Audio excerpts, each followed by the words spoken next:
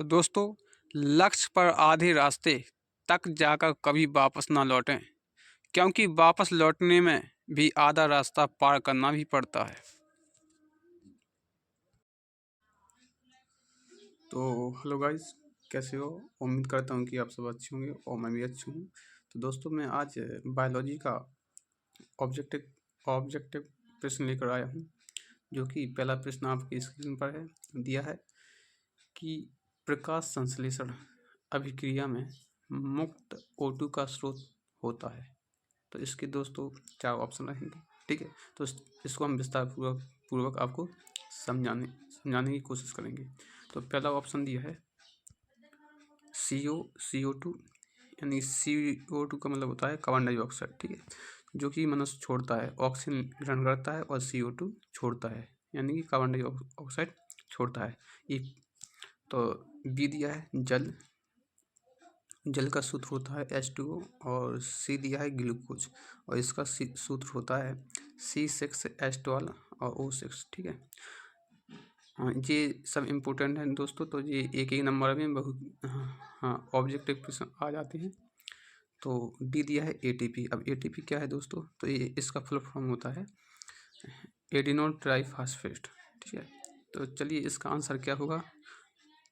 इसका आंसर दोस्तों होगा जल, ठीक है, क्योंकि प्रकाश संश्लेषण अभिक्रिया में पेड़ पौधे ऑक्सीजन क्या करते हैं? निकालते हैं, ठीक है, और जल क्या करते हैं? अवशोषण करते हैं, और जड़ों के द्वारा, ठीक है।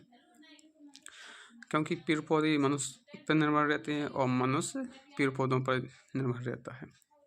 चलिए, तो इसकी हम भाषा समझते हैं। दिया है कि प्रकाश संश्लेषण अभिक्रिया में मुक्त O2 का स्रोत क्या है दोस्तों? ये जल है। चलिए, इसको हम और विस्तारपूर्वक समझेंगे। CO2 का मतलब होता है दोस्तों कार्बन डाइऑक्साइड, जो कि मनुष्य बाहर निकालता है, जो हम सांस लेते हैं, और CO2 बाहर निकालते हैं, ठीक है। जो हम सांस लेते हैं दोस्तों, तो वो होता है ऑक्सीजन, ठीक है, ऑक्सीजन यानी O2, और जो हम सांस नाक के माध्यम से बाहर निकालते हैं, तो वो उसको बोलते हैं CO2 यानी कार्बन डाइऑक्साइड, ठीक है। तो हम बताएंगे आपको, जल का सूत्र होता है H2O, और ग्लूकोज का सूत्र होता है C6H12 और O6। ये क्या है? ग्लूकोज है दोस्तों। और ATP का फुल फॉर्म होता है एडिनो ट्राइफॉस्फेट। तो इसी प्रकार दोस्तों हम क्या, ये ATP का फुल फॉर्म है। इसी प्रकार दोस्तों हम अगला प्रश्न बताएंगे आपको। तो हेलो गाइस, कैसे हो? ये हमारा दूसरा प्रश्न है। मैं दूसरा प्रश्न लेकर आया हूँ, और दिया है कि प्रकाश संश्लेषण क्रिया का अंतिम उत्पाद है। मतलब इसमें ये दिया है, जो प्रकाश संश्लेषण है, इसका अंतिम उत्पाद क्या है, ठीक है। तो ऑप्शन हम आपको देते हैं। चलिए, प्रोटीन, ए दिया है प्रोटीन, और बी दिया है आपका वसा, ठीक है, और सी दिया है आपको मंद। तो दोस्तों, हम सबसे पहले ये समझेंगे कि प्रोटीन आकल क्या होता है, और इसके अंतर्गत कौन सी चीज़ें आती हैं प्रोटीन के अंतर्गत, ठीक है।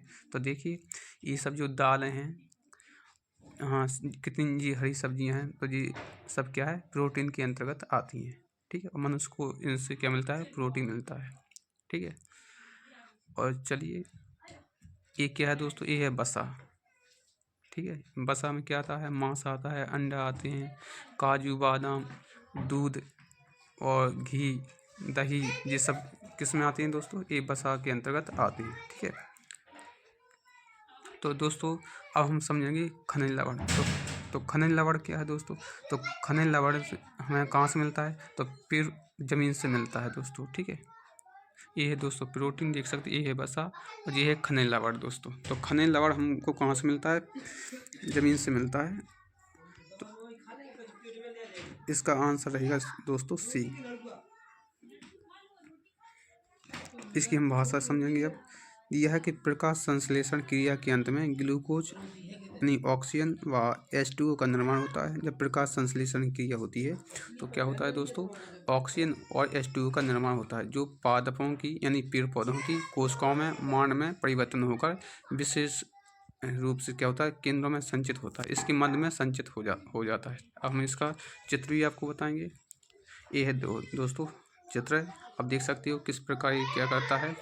हाँ, पेड़ पौधे अपना क्या है, ज़मीन से क्या करता है, इसको जल को अवशोषण करता है और प्रकाश संश्लेषण की क्रिया करने पर फिर ऑक्सीजन बाहर निकाल देता है। ठीक है, तो इसी प्रकार हम अगला प्रश्न बताएंगे आपको।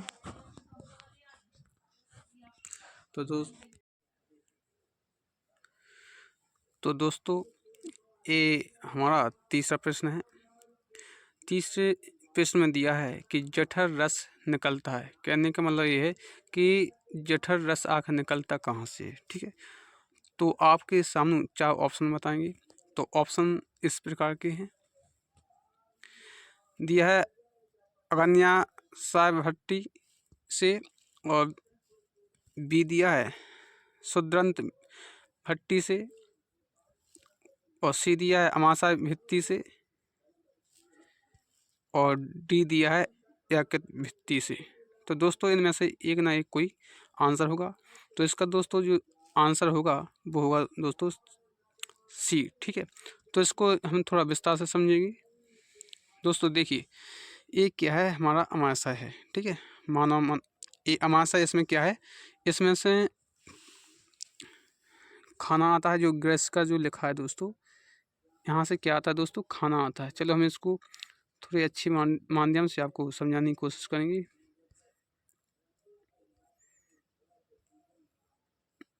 एक मिनट। हाँ, अब देखिए, तो दोस्तों जो ग्रेसिका लिखा है, तो यहाँ पे जो है खाना आता है। ठीक है, और खाना आकर यहाँ पर दोस्तों ये अमाशय में चला जाता है। वो अमाशय में खाना किस 4 घंटे रहता है। ठीक है, और 4 घंटे तक वो खाना क्या है, पच जाता है। तो देखिए दोस्तों, जी अमाशय का जो ऊपरी भाग है, ठीक है, ये ऊपरी जो भाग है इसको हम बोलते हैं जठरागम। ठीक है, इसको हम बोलते हैं जठरागम। और इसका जो मध्य भाग है इसको बोलते हैं फंडस। ठीक है, इसको हम बोलते हैं फंडस। और जो नीचे का भाग है जो अब दिखाई दे रहा है दोस्तों, ठीक है, एरो के साथ, तो इसको हम बोलते हैं, इसी को हम बोलते हैं क्या दोस्तों, जठर। जठर निर्गम भी बोल सकते हो, या इसको आप जठर रस भी बोल सकते हो। ठीक है, तो दोस्तों हमने इसको आपको चित्र के माध्यम से समझाने की कोशिश की है। और जो फिर हमारा जो खाना जाता है वो जाता फिर अमाशय की यहाँ पे बड़ी आंत में हम फिर चला जाता है। ठीक है दोस्तों, तो इसका जो आंसर होगा दोस्तों, ये हमारा इसका आंसर होगा दोस्तों सी। ठीक है, तो हाँ, तो चलो अब हम परिभाषा की तौर पर समझाने की कोशिश करेंगे। तो यहाँ पर दिया है दोस्तों कि अमाशय में स्थित अमाशय भित्ति पर, ठीक है, जो ऊपरी यहाँ पर भित्ति होती है जिसको हम परत बोलते हैं। ठीक है, हाँ, तो अमाशय में स्थित अमाशय भित्ति पर स्थित जठर ग्रंथियाँ होती हैं बहुत सारी दोस्तों अमाशय में। हाँ, कम से कम करोड़ संख्या में जठर ग्रंथियाँ होती हैं, जिसको हम क्या बोलते हैं दोस्तों, जठर रस का। यहाँ पे क्या होता है, जठर ग्रंथियों से ही जठर रस का क्या होता है, निर्माण होता है। ठीक है, तो इसका आंसर क्या होगा, तो दोस्तों आपका ये होगा सी। ठीक है, तो दोस्तों यदि वीडियो आपको पसंद आई हो तो लाइक कमेंट जरूर कीजिए, और ऐसे वीडियो के लिए सब्सक्राइब करना ना भूलिए। Thank you. जिंदगी खेलती भी उसी के साथ है दोस्तों, जो खिलाड़ी बेहतरीन होता है। दर्द सबके एक से हैं मगर हौसले सबके अलग अलग हैं। कोई हताश होके बिखर जाता है तो कोई संघर्ष करके निखर जाता है। तो दोस्तों मिलेंगे नेक्स्ट वीडियो में।